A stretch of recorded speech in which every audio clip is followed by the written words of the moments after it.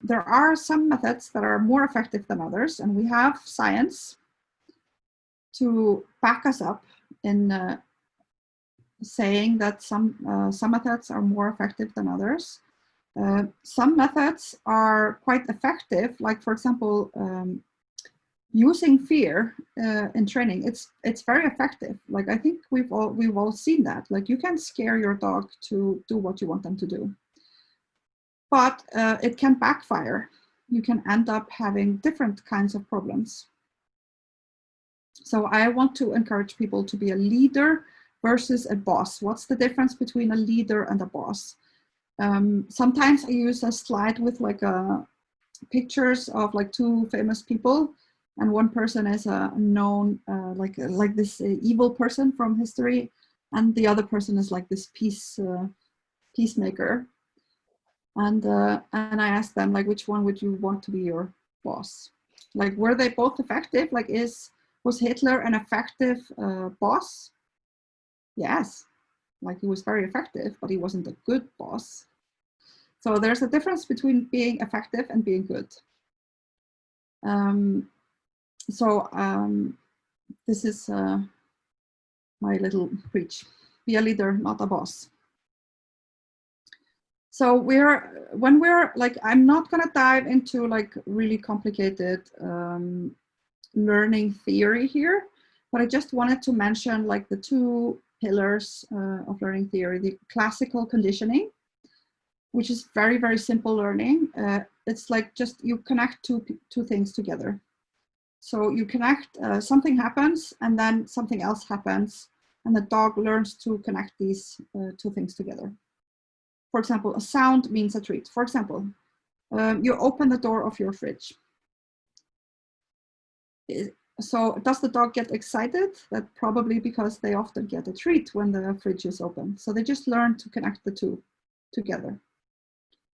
And dogs are very effective at learning, like putting things together. They're not stupid at all. They're very smart. So they learn a lot of things. They learn, if you reach for the leash, now we're going out for a walk. So they get really excited. These are just like simple things that they pick up on their own, and you don't have to train them specifically to know what the leash means. And if you always say the same words, for example, let's go for a walk, then they start to understand the sound together with what's happening and then what happens next. And then there's operant conditioning, which is a little bit more complicated, and that's usually what we're working with when we're training the dogs to do something a little bit more complicated. So we're shaping the behavior specifically. So we're asking them to do something, and we're marking the behavior, which is usually we use treats for that. For marking, you can also use toys if your dog is not really into treats, but there are also ways that you can use if your dog is not into treats at all. There's a cure for that as well. So that's the easiest way, and we can actually use this to train dogs to do really complicated behaviors, like you've seen with people, for example, who train their dogs with like agility. Maybe somebody here is doing agility with their dog, or any kind of like complicated training. And we're using operant conditioning. And often it's like a combination of the two as well. A training method that's very popular and I use quite a lot is clicker training. And I like to use treats for the training. I don't think there's any problem with using treats. Personally, I mean, I like working, but I still wouldn't do it if I never got paid. So I think it's the same for the dogs. Like they're just, it's just more effective if they get like a really high value reward. And for most dogs, treats are high value rewards. If your dog doesn't like treats, like I said, there's ways to deal with that. Some dogs, like they just, for them, like the food, you could use their own food. Like you don't need special treats. You just use the regular food, because for them that's a treat. And I also put this picture at the bottom of the, what are they called, orcas. because there's a big tendency, and this is also like the old-fashioned style of training, is to use your hands, like touching the dog or trying to show them like what to do, or even like punishing them or whatever. But then you could ask yourself, like, how do you train an orca? Like, can you put a chain around the neck of the orca, or can you punish them with electric collar or rolled up newspaper or whatever, or just scold them? Like, no, you can't. They're just gonna eat you. Like, you can't do that. So you have to figure out, and this is actually how clicker training started. Clicker training uses a combination of classical and operant conditioning to shape the behavior of the animal. It's very, very effective.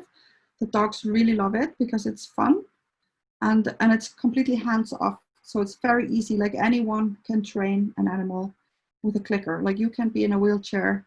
It doesn't matter. All you need is the clicker and some treats. And that's how they train the orcas and elephants and tigers. I don't know if you've seen, there's a really cool video online that, so they started using this in zoos. And there's a really cool video online from the zoo in Copenhagen, where the handler is using clicker training to take blood samples from a tiger. So the tiger they have like this hole in the enclosure. The tiger puts his foot into this little cage, and they take the blood sample, and the tiger is just sitting there like completely calm. So you can use it on any kind of animal. I've even, I have a nice story about butterflies as well, but you can even train butterflies. So let me see, we're starting to run. How much time do we have? Up to you, Sif. All right, so I'll just keep going then. Mm-hmm. So I wanted to just introduce the concept of the traffic lights as well. This is something that we also use in training.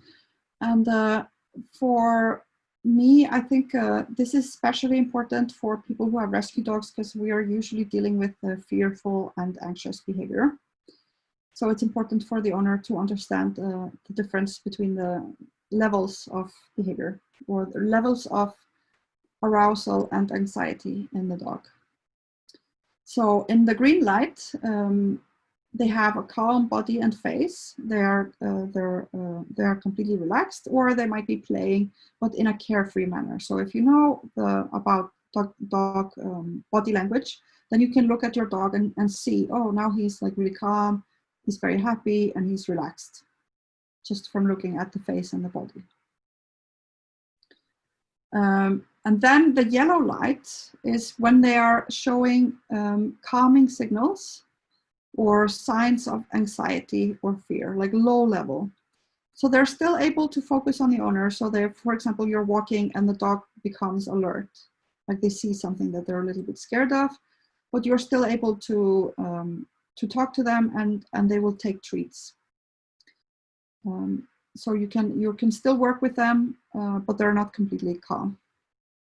They might be showing signs like licking their nose or their lips, smacking their lips.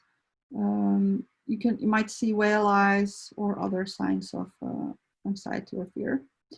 And then we have the red light. So this is, of course, a limited portion of your day. Like normally in your day-to-day, the dog doesn't go into the red light